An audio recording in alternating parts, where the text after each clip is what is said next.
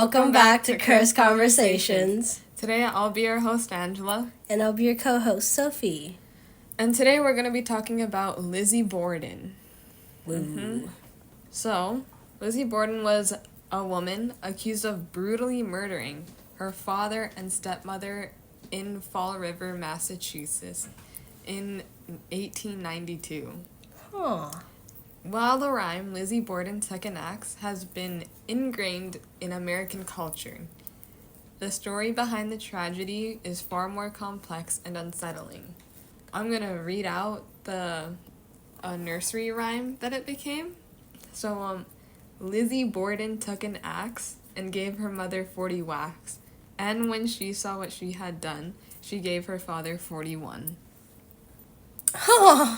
You can take a guess as to, what happened. And that's a nursery rhyme. Nursery rhyme, yep. Nice.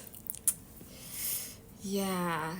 So, today we'll explore into whether she was truly the killer or if she was the victim of an unfair trial and scapegoat for a horrific crime that she did not do. So, Lizzie Andrew Borden was born on July 19th, 1860 in Fall River, Massachusetts, and she was the daughter of Andrew Borden, a successful but often miserly businessman, and his wife, Sarah. But tragedy struck early in Lizzie's life when she was just 2 years old. Her mother, Sarah, passed away from what was likely a stroke, and Andrew quickly remarried to a woman named Abby Durfee Gray.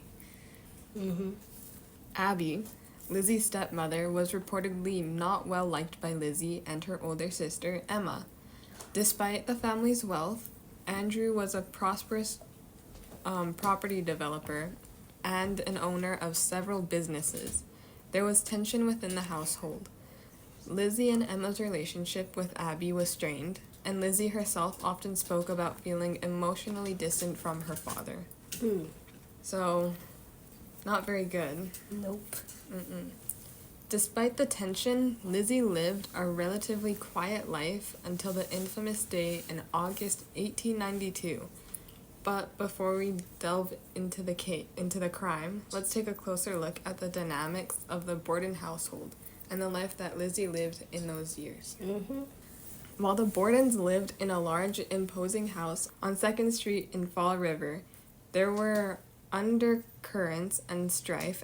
Andrew Borden, although wealthy, was known to be incredibly tight-fisted. He amassed his fortune through shrewd business dealings and investments, but he didn't indulge in luxuries, even though his daughters were accustomed to a certain lifestyle. Andrew's frugality meant that the family lived modestly despite their wealth. Lizzie and Emma were not allowed to enjoy the same luxuries that other wealthy families might have. There were reports that Lizzie and her sister had little freedom, and both women were increasingly disconnected with their father's control over their lives. Further complicating the family dynamics was the relationship between Lizzie and her stepmother. While the two women were polite to one another in public, it's believed that there was no love lost between them. Lizzie's friends later claimed that she often expressed disdain for Abby, referring to her as a stranger in the household. This animosity, combined with the general tension in the Borden family, painted a picture of a volatile home environment. It's not great. No. I wouldn't say. She lost her mother at 2, got a new stepmother really quick. Yeah. So the tragic events of August 4th, 1892, unfolded on an ordinary summer morning. That day, Lizzie Borden and her sister Emma were at home along with their father, Andrew, and their stepmother, Abby. According to reports, Andrew had gone out in the morning and Abby had been upstairs in the guest room. Lizzie claimed that she was downstairs in the kitchen when she heard a noise upstairs. What happened next would shock the entire nation. At around 11 a.m., Lizzie claimed she went upstairs to find her father's body in a pool of blood. Andrew Borden, who was 70 years old, had been brutally murdered with an axe. his face had been hacked beyond recognition. Then, moments later, Lizzie found her stepmother Abby's body in another part of the house. She, too, had been struck multiple times with an axe, her body gruesomely mutilated. God damn. Yeah, not very fun to find. Just found them, just walked in, found them. Yeah, Just Definitely not suspicious, since she was the only one in the house other than the dead bodies. The family's maid was there, too. Oh, yeah. But, I mean, really that believable? So, Lizzie would then immediately call for help, telling the family's maid, Bridget Sullivan, that her father had been murdered. Authorities quickly arrived at the scene, and Lizzie was the one to lead them through the house. The crime scene was horrific. The bodies of Andrew and Abby were found in different parts of the house, and the gruesome nature of the killings shocked everyone. Understandably. Yeah. Despite Lizzie's initial claim of being innocent, suspicion soon began to grow. The murders were so brutal, so calculated, that many began to question if Lizzie, who had been the only one at the home at the time, was the killer. But why would Lizzie commit such a heinous act, and why such extreme violence? Yeah. Authorities would waste no time in investigating the murders, and Lizzie Borden quickly became their prime suspect. At first, Lizzie maintained her innocence, stating that she had been in the barn during the murders, and that she had heard nothing unusual. But there were many inconsistencies in her story. For one, Lizzie's behavior during the investigation seemed strange to the police. She was reported to have acted unnervingly calm, even smiling at times, and was occasionally caught in contradictions when answering questions. That is unnerving. Yeah, imagine being interviewed about your father and your stepmother's death and you're just smiling. Ugh. Lizzie's alibi that she was in the barn was weak. No one could confirm her whereabouts at the time of the murders. It's the cow. The alibi is the cow. The alibi is the cow. Ask Barney. I was there for sure. Barney? Barney the cow. Okay, I'm gonna call it Barney. Was Lizzie Borden here? Moo. Alright, I think she was here. Anyways, so in addition, there were reports that Lizzie had been seen burning a dress shortly after the murders, claiming it had been ruined by paint. Red paint. This raised suspicion that Lizzie was trying to dispose of evidence, Yeah. Some nice paint. Red. Very Real red. Like, like a blood red. Yeah, very vibrant. Turns in a copperish, brownish color. Smells like metal. Alright. Despite the mounting evidence against her, Lizzie's trial began in June 1893. The prosecution argued that Lizzie had a motive, financial gain.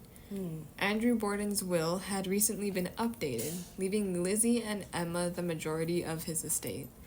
But this was merely circumstantial evidence, and the defense argued that Lizzie was being unfairly targeted as a result of her gender and social position.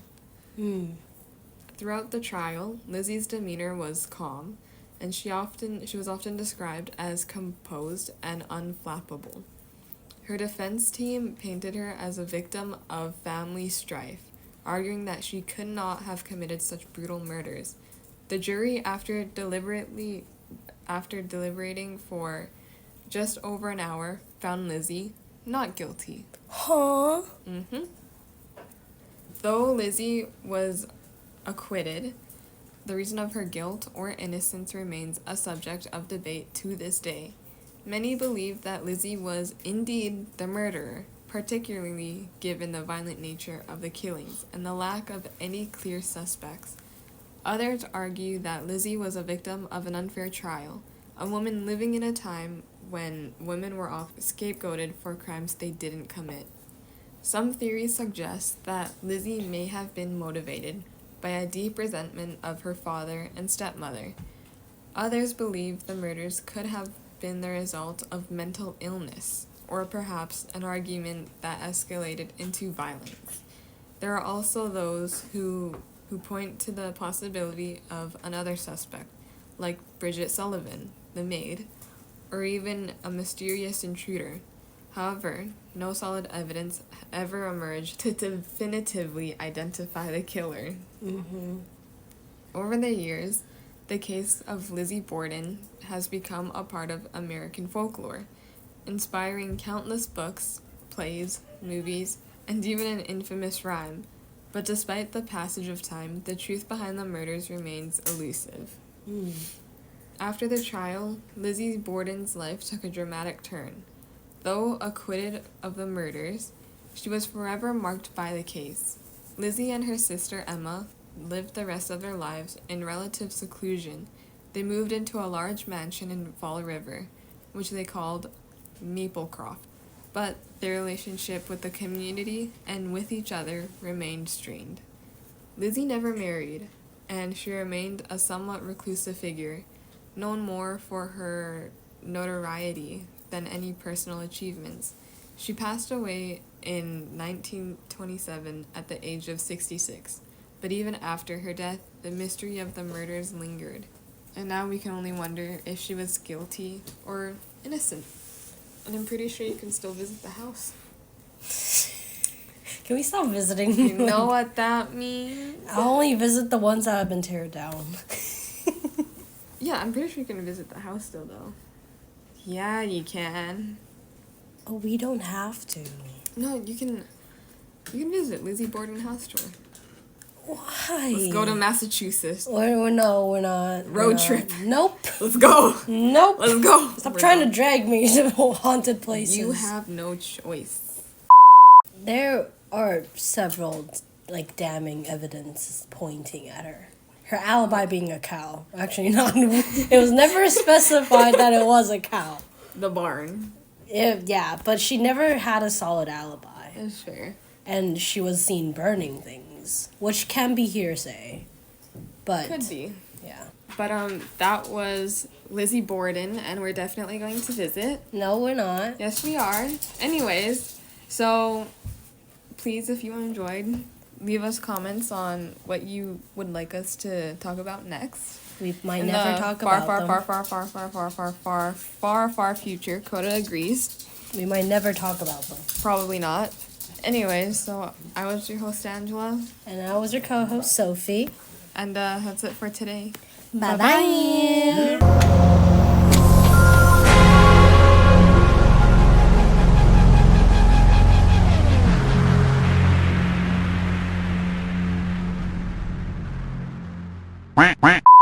So, how you been? We're listening. We are. We are recording. I thought you were going to grab his... No, but you guys are so quiet. I thought. Yeah, because we heard you guys coming in. Sup? Oh, why does he have to sit next to me? What's up, big man? I'm here. Bend over, touch your toes, take off your pants. Zach, you know I brought this today. Oh, what the?